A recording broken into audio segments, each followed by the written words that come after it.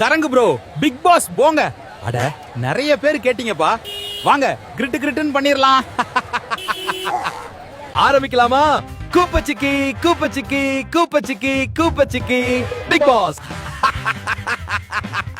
அண்ணா, big pass வீட்டுக்குள்ள போயிட்டு என்ன நடக்குது பாருங்க. வாங்க மக்களே, பாத்துருவோம் என்ன நடக்குதுன்னு.